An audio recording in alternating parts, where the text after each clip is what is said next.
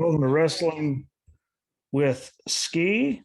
Happy Thursday. Hopefully, you guys enjoyed some of the stuff that happened so far in the shows throughout the week. I will say that there was actually some good stuff in there, regardless of how we feel about a lot of it. There was some good stuff. There was some expected stuff. There was some idiocy. And also, if you ever watched the Dark Side of the Ring, Ultimate Warrior wanted. It's funny to hear his ex-wife said that he was upset when he heard all the other, when all the boys were saying that he couldn't wrestle. Well, if you're upset by that, maybe you should have learned how to wrestle. Just throwing it out there. But there was some good stuff, some bad stuff. I mean, some of the terribles to me were, very terrible. Pardon the chair. But there's some good stuff in there. The people made, that we haven't seen in a while made returns, which, really does help, especially with who it was, just because, whichever show they're with, whatever product they're with, it always helps to have very competent people come in there that can put on, because if you can't put on good matches, I mean, most people, that's really what grinds everyone's gears. So a lot of that. So again, not all bad, not all good, but not all bad. But we'll get on to Raw. I liked the start of the show. Heyman and the Bloodline, all them running their mouth. RK Bro cutting off Roman after he got to acknowledge, and Roman selling Drew McIntyre when his music hit and he came to the ring. I thought they did that very well. And seeing them, it's been rumored for forever since he went to SmackDown. He was there to, dethrone Roman. And like some of the booking, they put him in between all of that, because there was some dumb stuff in there. But I still enjoyed, all of it in there. I thought it'll be good. And again, I thought they pulled the trigger on the, tag title unification stuff. I thought they pulled the trigger on that way too fast, to me. So them putting it off until they're at one of their bigger shows, and they're doing all kinds of stadium shows and being overseas. With some of them, they have much bigger chance to put it on one of those and make it, just actually mean something, because no offense to WrestleMania Backlash, I don't know anyone that's too excited about a lot of it just because of the way last year's went. I think there will be good stuff this year, but them not pulling the trigger on the tag title unification thing, I think, is good, and it'll help build towards, the Clash at the Castle or anything else they're doing to have, the tag title unification match, Roman and Drew. Like, it's just a good stepping stone to build towards all of that. And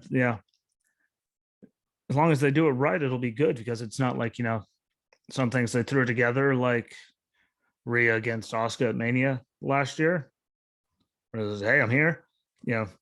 That thing was done, quick. There's a lot of quick stuff they've done. So that came from. So I thoroughly, enjoyed the way they're doing that. Alpha Academy and Ezekiel defeat the Street Profits and Kevin Owens after Gable stole it. One day I hope everyone realizes how good Gable actually is, because I think he's super talented. And look how much he's hurting people's heads with all of his shoosh and everything else. So it's good. He's really good. I always thought he was way better than Jason Jordan when they did, their tag team, together, American Alpha. I always thought Gable is more talented talking and in the ring, and he's definitely really good in the ring. So hopefully they'll use him properly. But right now, this is the best they've ever used him. So, I mean, really, can I complain about that? No. Good to see him win it, though. It's weird to see them suddenly in the face category, teaming up with Ezekiel, but that is what it is. But hopefully one day he does get a good singles run out of it for a while, because he's super talented. And I think he really, really, really, does deserve it. Veer still isn't doing any favors. They're not helping him with how they're booking him against all these people. In my opinion, I thought after building him for that long, I mean, again, a month or so, put him against all these people. After 7 months of telling us he's coming, I thought he deserved something bigger than just random people, just me. AJ Styles defeated Damian Priest with Edge at ringside, and I enjoyed the match, but I thought it was really good. We all knew that, Priest was gonna lose, so he'd be barred from ringside. We all knew it was gonna happen. Like, who actually thought that it wasn't going to happen? So it was one of those good, but they put a good match together to get us to that point. And the one big thing that I hope from all of this is when they had Finn come out and make the save for AJ, that hopefully that turns into something good for the both of them. Anyway, Finn can actually get used, right? Because I think he deserves it. Him and AJ, we all know, history, Bullet Club, and all that. So hopefully they do. Do I have faith that they're going to do something good with it? Hell no. Would I like to see them do something good with it? Hell yeah. And get Finn something that's for real, not just stick a title on for 10 seconds. To have him dump it after we barely ever see him not being at Mania and all that. Like, I just thought that was dumb, but hopefully. Now that Finn came out, that turns into something really good for him, because we all know how talented he is. And it wasn't his fault that his shoulder got hurt in that match, the 91 Universal title. Seth threw him way too early. He landed bad. Shoulder popped up. Put it back in, finish the match. And I don't think they've really actually known what to do with him. I was hoping it was going to be something big. He went down to NXT, got the title again. Like, cool, at least he could work with those guys for a while. Really wasn't a while, but you could have worked with a lot of people down there to do that. And like, cool, they sent him back there because they trust him. Maybe they're going to move him back up to the main roster and do something with him. Really, it's been a waste. A lot of it's been a waste. So hopefully something comes out of that. I think we all feel that way. Miz TV with Mustafa Ali. Theory comes out and makes a handicap contenders match. We all knew what was going to happen there. Obviously, Theory and Miz were going to win. Really don't know where they're going with Ali. I mean, you could tell them, Theory and the Miz taking shots at him, subtle hints. But saying he wanted out and all that. So I don't know what it is. They're using him at least, but I don't know. We all knew it was going to happen when it came down to it. But Ciampa attacking him from behind, that could lead to something, really good, because I just like Ciampa in the ring. And Kofi Mania came because Ali got hurt when they were going to push him. So I understand, where he's coming from when he wanted out. Well, I mean, Retribution was the dumbest thing ever. I thought it was dumb. The second I saw it, could have been something so good, and then it was just so bad. And I don't blame him for wanting out, for not using it properly, and all. And hopefully this turns into something good and it turns all the way around. I don't think it's going to turn all the way around. I think he's going to be gone sooner than later. Whenever he can, he's going to be out. They made their bed with him, and he made their bed with them. I don't see anything coming together, but we've all seen crazier things happen in wrestling. So I'm not going to pull the never say never thing. I just hope that they at least use him until it's done. And I think him and Ciampa could get together and put on really good stuff, just like when Ciampa got called up. We all hope he was going to get used properly and it wasn't going to be a giant waste. So we'll see how it goes, but it does have the potential, no matter how much you feel about either of them character wise, they both can wrestle and be really, really good if they let them just go and do their thing and put on a match that we know they can without everyone just making it too stupid. Like the 24/7 title picture, like that. The whole thing's dumb. So that's all I'm going to say about it, too. Not even designated with any more time than that. Cody interrupted Seth during Seth Appreciation Night. Told me he isn't good enough as long as Seth's there, just like his dad wasn't good enough. Yeah. So there was the first really crossing the line thing. Cody got angry. Regardless, I've been looking forward to them having, part two, round two, whatever you want to call it, because that match at WrestleMania was that good. Granted, it was Showcase of the Immortals, so it is WrestleMania, so they're afforded, probably more time to put together a better match and tell a better story. Again, it's WrestleMania. Who's actually going to be mad about that? It's WrestleMania. Of course, they're going to put on a good match, and they put on a hell of a match, and I'm really looking forward to what they could do, round two, so they can keep doing the story as much as they want.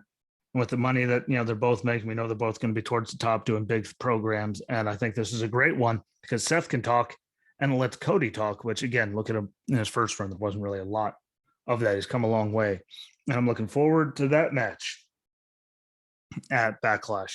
Sorry, WrestleMania Backlash. Can't just be Backlash, even though we're perfectly fine, just like AJ and Edge. I'm looking forward to round two of that. So I'm not trying to bash it all. And then the main event, Asuka, Bianca Belair, and Liv Morgan defeat Becky Lynch, Sonya Deville, and Rhea Ripley. And really the biggest thing, I mean, Liv had some impressive stuff and she pinned Sonya, but it was just good to see Asuka back in the ring.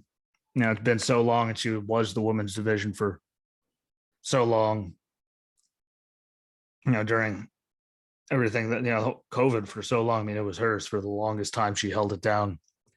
She's been gone for a while. I'm glad to see her back. I don't know what that means for, you know, Alexa now that Asuka's back, but hopefully they bring, you know, Alexa back too.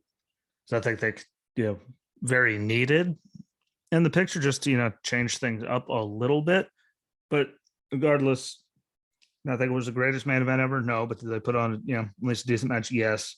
And it was good to see Asuka back. Regardless of everything else, I was just happy to see her back in the ring because it's been far too long since we got to see the Empress of Tomorrow in the ring. So welcome back, Asuka. We needed it. God bless. Now all we need is, you know, Alexa to be back on TV and Bailey to come back from injury. And we'll have enough talent across the board to at least, you know, shake things up and you make it just not the same repetitive thing over and over again. You know, could add different dynamics, and it's been the same thing for the longest time that it's not happening. And the matches, not even that the matches suck, it's just been the same thing for so long. That'd be nice to see them all come back and, you know, add different dynamics to everything, just at least in my opinion. Moving on to spring breaking. And what the worst thing wasn't the greatest thing, had a lot of good moments. Okay, a lot. Had some great moments, had some good moments, had some just stupid, like lots of stupid. But it opened up great. When I say it opened up, I don't mean the intro with Pretty Deadly. That just hurt my brain. I mean the opening match where Cameron Grimes successfully defended against Solo Sikoa and Carmelo Hayes, Trick Williams there. I thought that was hell of a match. That was a great way to start it out. You know, get people up, make people, you know, put people there on their, you know, expectations, especially after, you know, the intro by Pretty Deadly, which I just thought sucked altogether. You know, so that was a great way to do it. Again, we all know what Cameron Grimes can do. About time they let him be champion and do that. We all know what Solo Sikoa can do. One day his time will come. He's just been there for you that long. And I think they still want to keep building him a little bit. And Carmelo Hayes, I mean, he's capable in the ring. And to put three of them together was just a perfect way to start off the night. Because we knew it couldn't have been, you know, the main event and, you know, made less chances of idiocy. You know, to start out and turn people off, like at least that's the proper match to go because it gets people turned on and in to see it. And people might drop off them, but if you have, you know, a good starter, a good middle, and then a good end, you know, it does help keep pushing people to make it through a whole entire show when you're at least keeping them invested every, you know, 20, 30 minutes. So good on them. As a hell of a match. Dexter's gone and Persia's gone, and they automatically, you know, go to Indy and Duke. They're doing that. Like that was sofa king stupid. Just say it faster. See? I can use profanity without even actually saying it. That was sofa king stupid. See, there was a gap, so I didn't say it. So deal with it. Nathan Frazier defeated Grayson Waller. You know, it's a decent match they're putting together. Waller falls off the top rope and Chase hits the air horn behind him. I'm okay with it. I don't like Andre Chase. You know, the whole just chase you thing hurts my head, but he does it well. It just hurts my damn head, but that was good. Tony D and his people, you know, with Galati there, Tony Galati, whatever his name was. Yeah. Antonio, I think. Anthony, there you go. That and the Legado negotiations thing, you know, I guess it was, you know, something. Gave Tony D more time to talk. Like it, they've done things a lot worse. Again, I just think the knockoff, you know, if I want to see people talk like that, I'll turn on like entertaining shows, not watch it on wrestling. That happened. Legado later kidnapped a lot of, you know, so that extends that. And again, I like Santos in the ring, and Tony D can wrestle from what he's shown. I mean, I think Santos is far ahead of him, you know, with skill set, but whenever they get to it, it should be a decent match. Creeds defeat the Viking Raiders after Roddy takes a cheap shot that no one sees. They weren't happy with Roddy. I see that thing does look like it's falling apart after they got rid of Malcolm Bivens, which still You don't get that one. I mean, they keep building up all these groups and then just getting rid of half of the people in it. It's just stupid. It's a point. They're in there, they're in there. Hey, guess what? They're gone. See you later, just like that. Stupid. And Braun Breaker successfully defended against Joe Gacy. It was a decent match. Again, I'm not a Gacy guy. Like the character hurts my head. I don't think he's the best in the ring. But they put together a story, between his dad and those weirdos, and the in the cape, it was like the druid get up. You can't see face; it's just a big robe. So it would add something to Gacy after they got rid of Harland. Which again, they have him there for that long, build him up, and then get rid of him. Is just at the point of doing all that work. It's like Aleister Black finally starts doing the Dark Father thing, and then they get rid of him. It was just the dumbest. Literally, like the day after the aired one, I think it was. Bye, see you later. You're fired. It was so dumb, but it was still a good way to end the night. And it went off the air with Breaker, holding the title, and him not seeing Gacy's goons behind him. Apparently, they carried him off after it went off the air. So, sadly, it's going to carry on for at least another month or so, or they could get rid of it all this week. I don't know, but at least they carried it on, and they're trying stuff. I will give them credit. They're trying stuff. I don't like the guy. Never like just like I get my head blown off because I call someone fella, because apparently that makes me the worst person on the planet. So I'm just over all of that stuff. Like, no, I wasn't digging it. Good match. Wasn't the best of matches that we've seen him have, but it was still a good match, told a story, and they did something different to build the whole thing. So I'll give him credit for that. It's not my favorite thing. I will say thank you to Gigi for all how dumb the Super Soaker and all that stuff was for running in that bikini. Thank you. That made up for all the stupid stuff with Wendy Chu and Super Soakers and all the idiocy that entailed. Thank you. Which gets us to Dynamite. Which again, they had some great matches in there. They even had some that Hannah stopped and paid attention to. Jeff Hardy defeated Bobby Fish. Matt Hardy and Kyle O'Reilly were at ringside too. Jeff advances in the Owen Hart tournament. And almost positive Jeff actually was in the ring with Owen at one point when Jeff was very young. So proves how old he is, but good on him. Blackpool Combat Club defeated the Butcher, the Blade, and Angelico, whatever it is.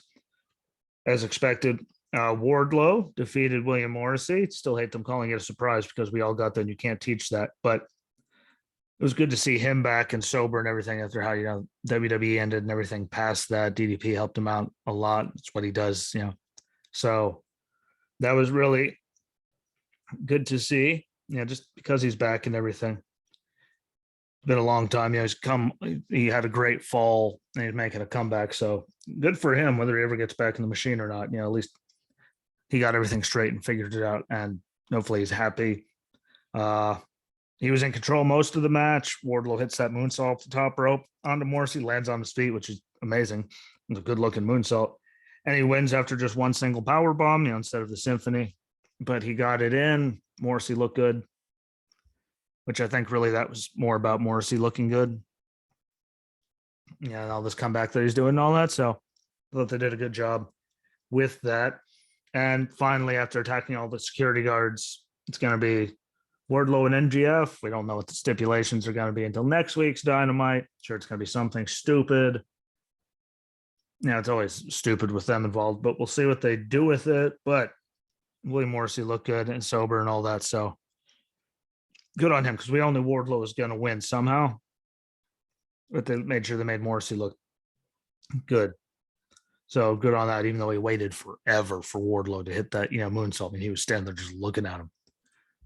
I didn't like that part. But, they can get over those things. Jericho, this whole gaggle of idiots defeated Santana.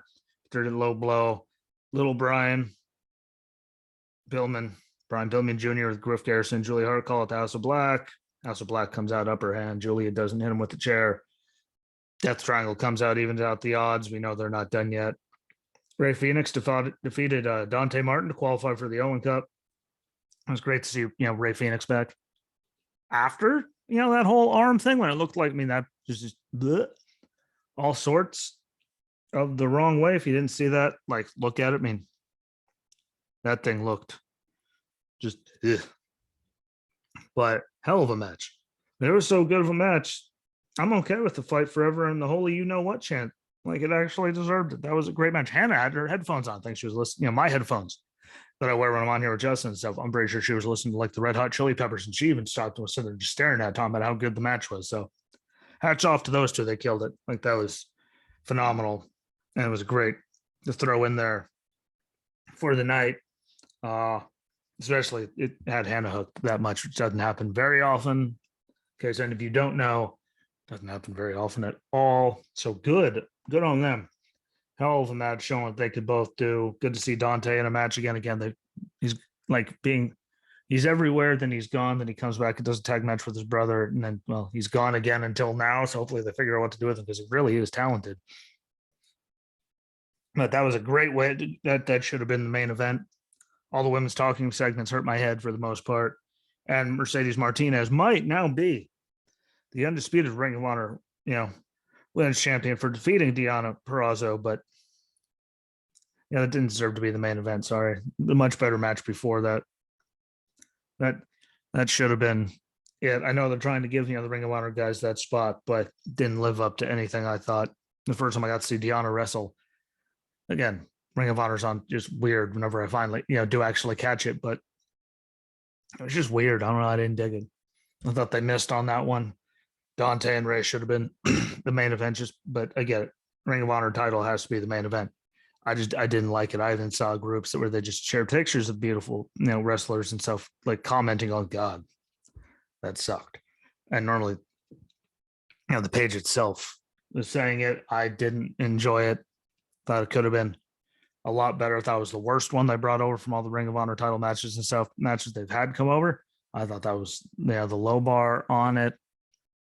Hopefully, could just be me again. Comment, tell me what you think. I don't know. I just won my thing. Thought it deserved to be so much better than they could have done. So much better. But it is what it is. Again, good on Ray and Dante. That was a good match. Wardlow, continued stuff with MJF, pushed it on. Morrissey looked good. Blackpool Combat Club looked good. There's lots of good stuff. We'll see where it all goes with it again, though. That main event the mood was so up.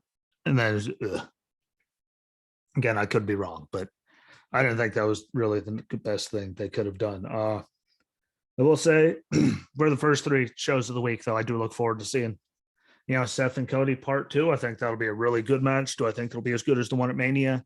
No, but again, timing wise, just the amount of time they'll be able to do stuff, not like that all plays into it. But it was good to see Cody talking and doing all, getting put right into this with someone that can talk. So he has to be able to talk. As we all know, Seth can, no matter how much you like him or the character, the guy can talk and he can go. So it was a great way to send him off, and I'm looking forward to that. The main event, Dynamite, not good in my opinion. You can comment, tell me what you think, but I didn't like it. I didn't feel it. Didn't look good. Gigi made up for all the stupid of the whole story with that bikini running around like so good on that. I know, call me whatever you want. It's true. The whole entire like Super Soaker and all this stuff is so dumb. That at least helped, all of our heads that wanted to explode from it. Good to see a sober cast on TV. There we go. Sorry, Willie Morrissey. Again, with how it ended in the machine and how his life went and all that. Great to see him in the ring. And they really did do a good job to make him look really good. Like that wasn't done. Like you could tell that was done. Wardlow still gets the win, looks good because he's a big guy, but they made Morrissey look good, in my opinion. So, that was good for him. Again, do I know if he's going to get back to the machine? Who knows? But it was good to see him that way. Ray Phoenix and Dante should have been the main event. Sorry, not sorry. That match was years ahead of what we got in the main event. Dexter getting released, and so is Persia, and they're immediately all right. Indy and Duke, just like that. Even if they're staring at her ring and him being like that was just after all that build like that. How about them being a tag team? Like that was just so dumb. Whoever, like that was dumb. You built all those months worth of that and then got rid of half of it. That's what was the point of doing all of that. Like that was so stupid. It hurts my head. Some of the releases I got, but the way you were building all that and trying to make them a tag team, this, that, and the other, and all the storytelling you did, like you see you later, bye. That was stupid. And one more shout out to Gigi and JC for saving all of that. Because again, her like super soakers and all that stupid stuff. Sorry. It's just gotten so juvenile and idiotically character driven. It hurts my head. I try not to be mean, but well, they leave me no choice sometimes. But with that, I'm going to jump off. Thank you for watching. Thank you for listening. No matter where you are, again, video or YouTube and Rumble, audio, Anchor Breaker, Stitcher, Radio Public, Pocket Cast, Spotify, Apple, and Google Podcasts. I'm also on Good Pods. Thank you for everyone that listens to that. Keep getting more people to listen to it. Share it out. And if you listen on there, or if you ever miss any on there, the whole audio is available on all the platforms I just said. So follow along and listen there. I can track it easier there for per episode what I'm actually getting listened to towards my totals. But regardless, thank you for listening wherever it is. It helps out. I love seeing it. And I'll be back, on Monday. And hopefully, again, the next, couple days of shows don't suck. I make no promises, but hopefully they aren't terrible. Only time will tell, though. So be good to each other. Follow along. Like, share, comment, repeat all videos, all platforms. Just keep it, especially sharing it. You got to get this thing keep growing and growing. Make me, make my day to see this thing, get up to respectable, more respectable numbers. So be good to each other. Enjoy your weekends. I'll be back on Monday. Share it out. Enjoy yourselves and peace.